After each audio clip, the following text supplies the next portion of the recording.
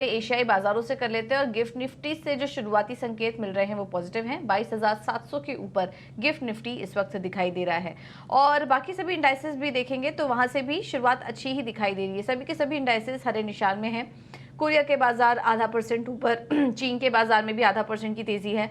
Hong Kong के बाजार भी करीब 300 अंक ऊपर है इस वक्त। और जापान के बाजार देखेंगे तो वहां पर भी करीब 140 अंकों की मजबूती है। गिफ्ट निफ्टी हरे निशान में ट्रेड कर ही रहा है।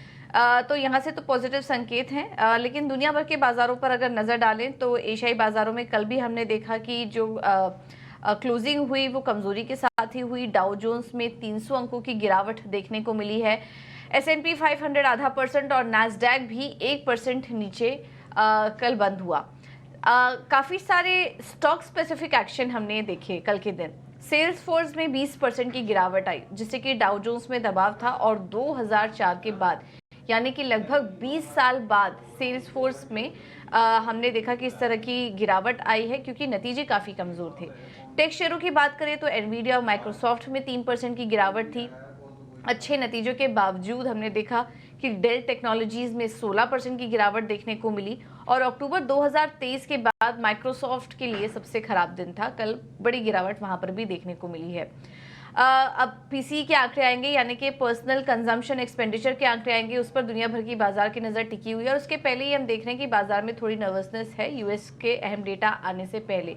कल यूएस इनिशियल जॉबलेस क्लेम के भी आंकड़े आए, जो कि अनुमान से ज्यादा थे, जिसके चलते हमने देखा कि बॉन्ड यील्ड्स और डॉलर इंडेक्स में थोड़ी नरमी आई। लेकिन उस नरमी के होते हुए भी कल अमेरिकी बाजारों को कोई सहारा नहीं मिला, क्योंकि नतीजों का रिएक्शन काफी ज्यादा था और मुनाफा वसूली भी देखने को मिली। क्योंकि मई में हमने देखा कि रिकॉर्ड लेवल्स बना रहे थे बाजार, तो वहां से थोड़ा करेक्शन भी आया और अहम आंकड़ों के पहले हम देख रहे हैं कि इस तरह का करेक्शन यूएस मार्केट में देखने को मिल रहा है।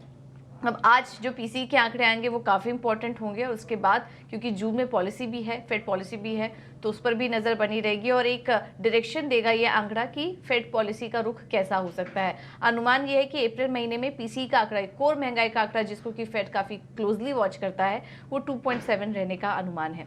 यूरोप के बाजार से संकेत ठीक ठाक ही हैं। हरे निशान में कल बंद हुए और इसके माफ कीजिएगा, यूरोप के बाजार से भी संकेत नेगेटिव हैं। लाल निशान में तीनों इंडाइसेस बंद हुए। और बॉन्ड मार्केट और कमोडिटी मार्केट की बात करें तो डॉलर और बॉन्ड यील्ड्स में हल्की हमने माफ कीजिएगा, बॉन्ड मार्केट और डॉलर इंडेक्स में हमने हल्की नरमी देखी कल। और वहां पर जो हल्की नरमी आई उसके चलते हमने देखा कि सोने में एक तेजी थी। कच्चे तेल में कल 1% की कमजोरी देखने को मिली। मई महीने में अब तक देखें तो कच्चे तेल में करीब 5% तक की गिरावट आ चुकी है। तो कच्चे तेल में कमजोर यूएस गैसोलीन के कारण जो मांग में कमजोरी है, उसके चलते कच्चे तेल में वीकनेस बनी हुई है। और कल $82 का भी लेवल तोड़ दिया। $81 के आसपास कच्चा तेल भी कारोबार कर रहा है। और बाकी सब संकेत हम देख रहे हैं कि ठीक ठाक ही हैं। तो इस वक्त ग्लोबल संकेतों की बात करें तो ज़्यादा कुछ नेगेटिव संकेत नहीं दिखाई दे रहे हैं, ठीक ठाक ही हैं। और एशियाई बाजार उसको दिखा भी रहा है।